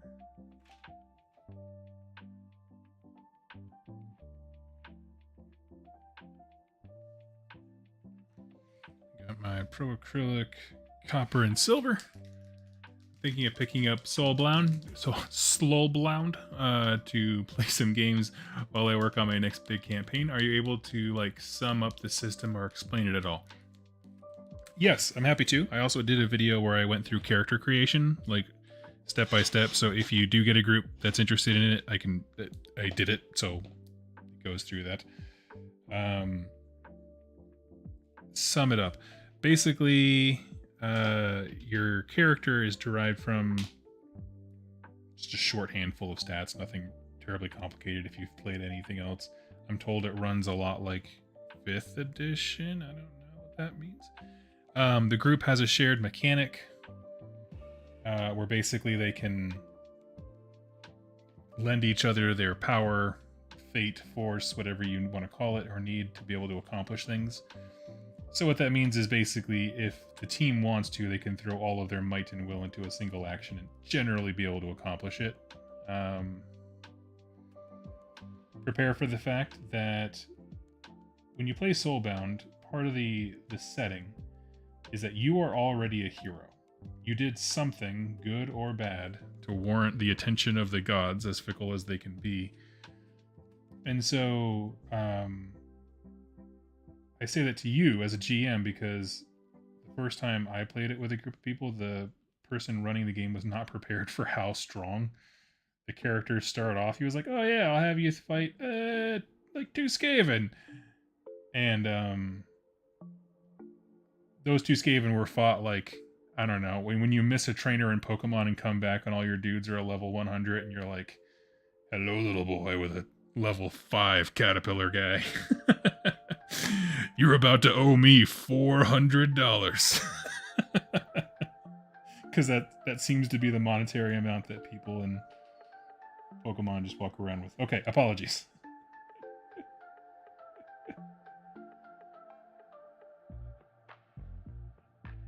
But yes, essentially, everything you have is like just skills based on your class. You can be just about anything that exists in AOS, which is great in terms of, unit creation.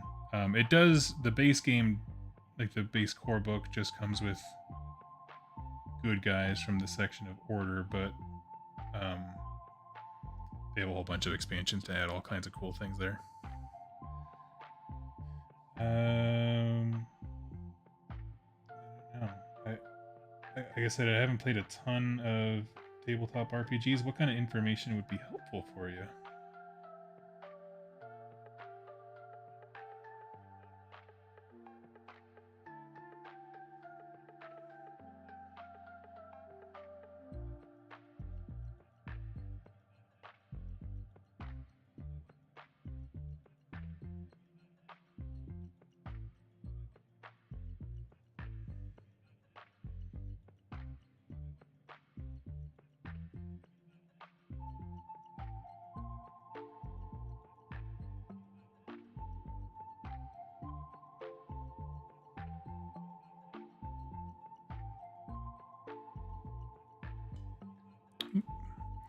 headed out for the night. Thanks everyone for chatting.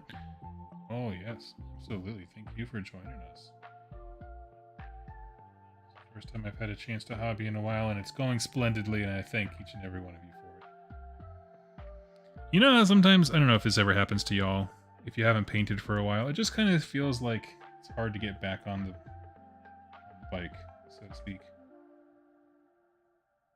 I have been working on videos. As you can see, I put out the Wolfenkarn stuff or whatever, but I once in a while I just go through these little phases where I'm like, man, streaming or recording just feels like a lot, and I just can't do it right now. But today, I was like, you know what? I can, so I will.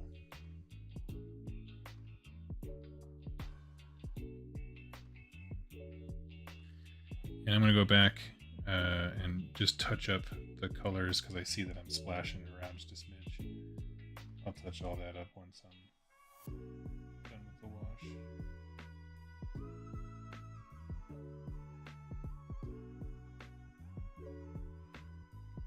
I guess I'm curious on how combat runs. I've played a lot of D&D, so I was curious how different it was because I've heard it's different. You know what? It has been a hot minute. I don't know if I can give you a meaningful rundown of the combat system. I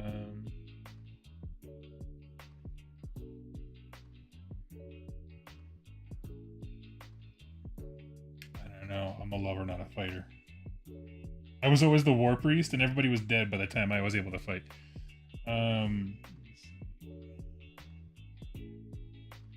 I know I explained it in that video, so I'm sorry. I don't have it off the top of my head. It's been maybe 2 years since I did that one. I would rather point you somewhere else than tell you something wrong.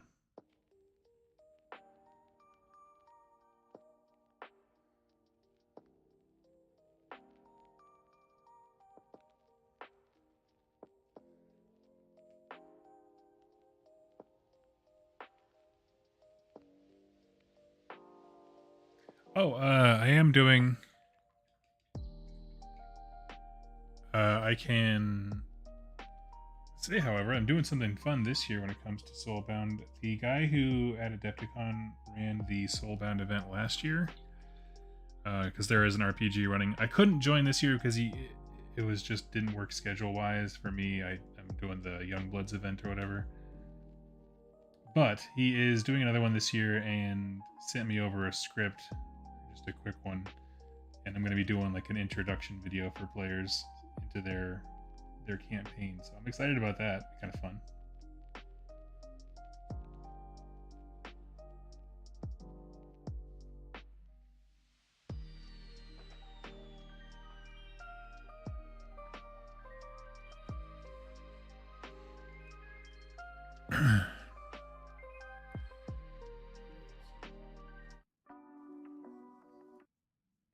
There we go. Skipping ahead.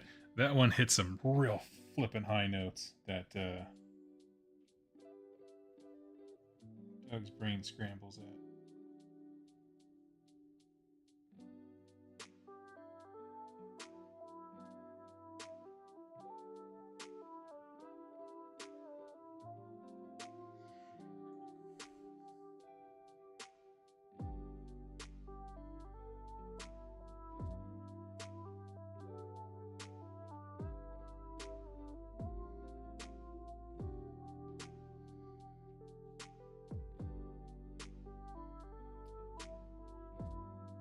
I will say though that the core book that you get for Soulbound is not indicative of what the writers can do.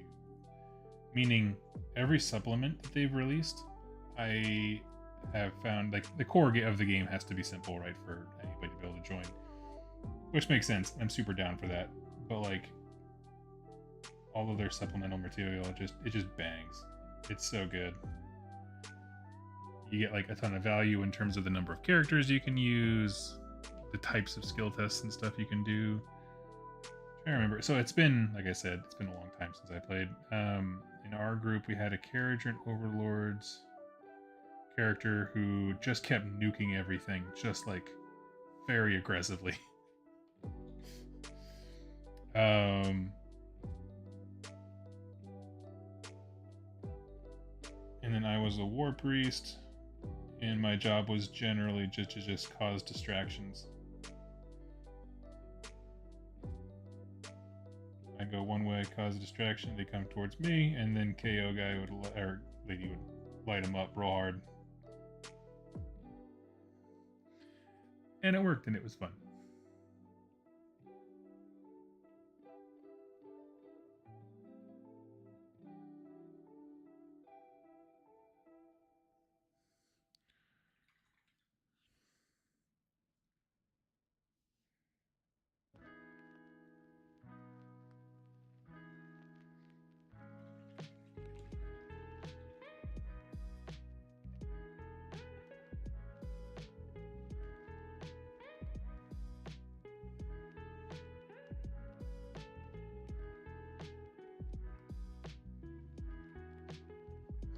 Anybody working on anything interesting or have any questions they want to ask? We can chat for a wee bit here.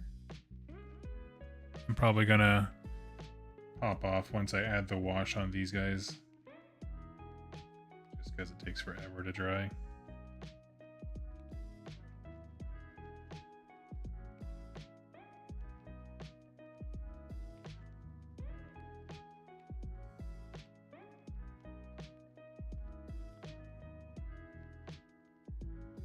I like that every other person in this box set has like these really nice ornate musket pistols or like these jagged knives, and this one guy, he has like a prison shiv for no reason. So I just imagine like just a whole bunch of like the most gory, gruesome pirates, and then just, I don't know, the clamps hand guy from Futurama, the robot. I'll get you with his little knife.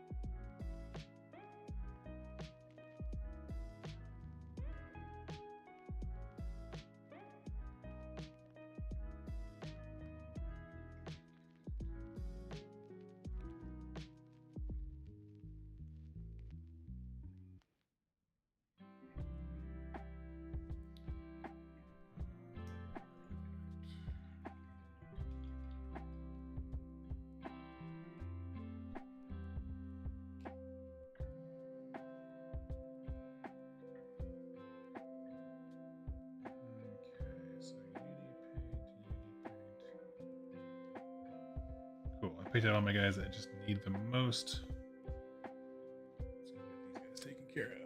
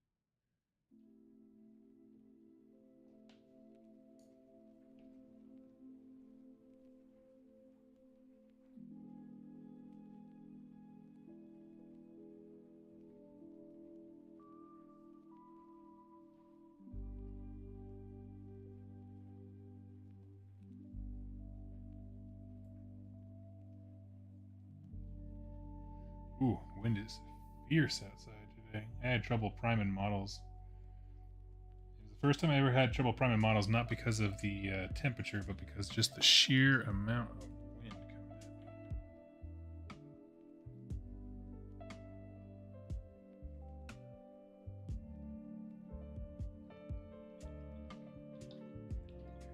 Okay, I think we are good.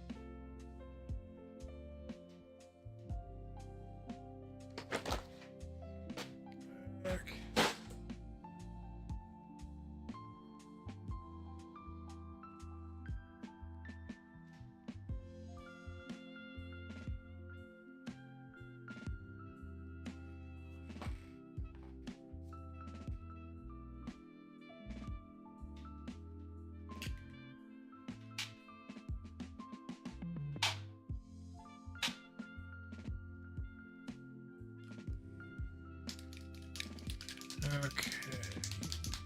Go.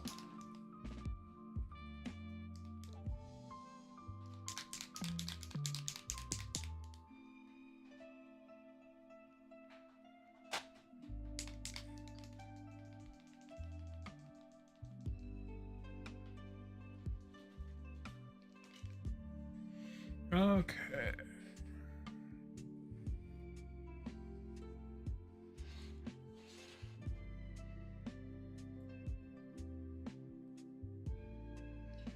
Now their wash, in my opinion, comes off a little heavy. So we're just going to thin it down a smidge.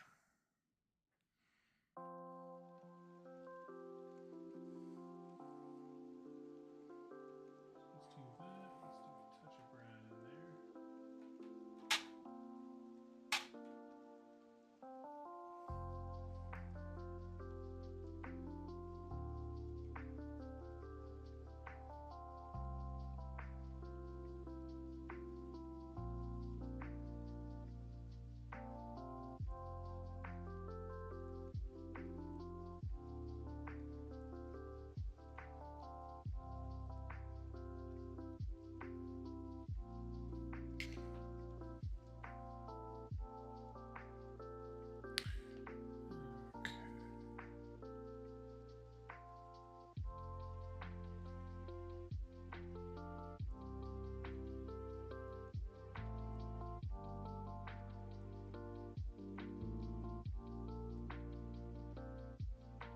Oh yeah. It's a beaut. Unfortunately, this little thing I put her in, this white section here, has some kind of thing breaking off. So that's kind of a bummer.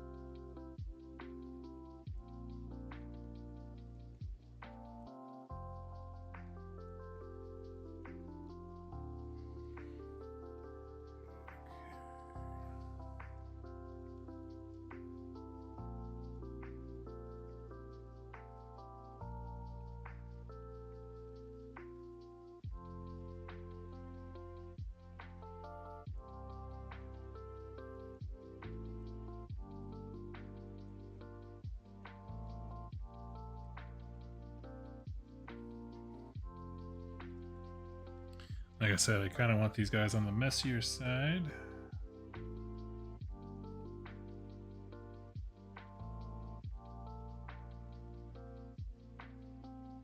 So if my life has taught me anything, it's that history is messy. Now it needs to be represented. I'm gonna grab a different brush because this thing It's so fat and large, I think it's just kind of sucking up the paint wash anyway.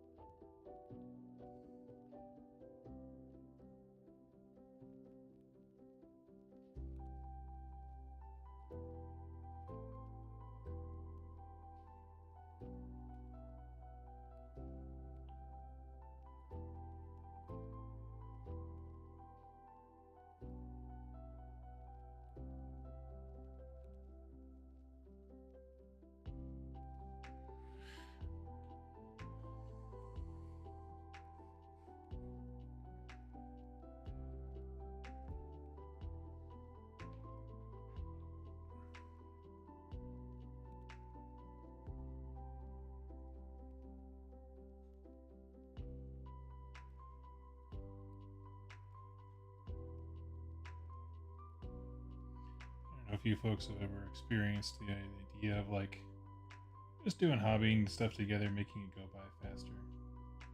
I know that I have not contributed as much stimulating conversation, mainly because my voice is now tired. Usually around the 2-hour mark is when I tap out. It's about where we're at. But I gotta say, I've had an immensely productive time, and one that, quite frankly, I needed.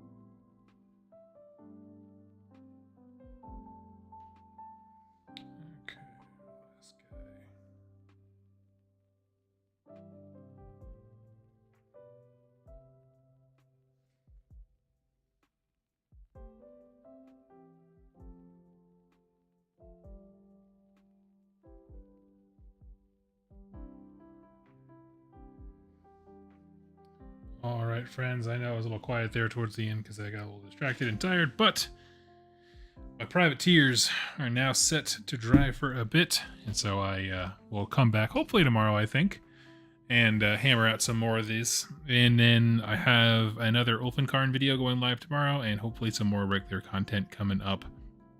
I do plan to do a few like showcase videos for the stuff that I've done for Adepticon, just because it took me so much time. But yeah, I'm excited for the week, and I hope that you guys are too, and I will catch you all very, very soon. Thanks for hanging out with me.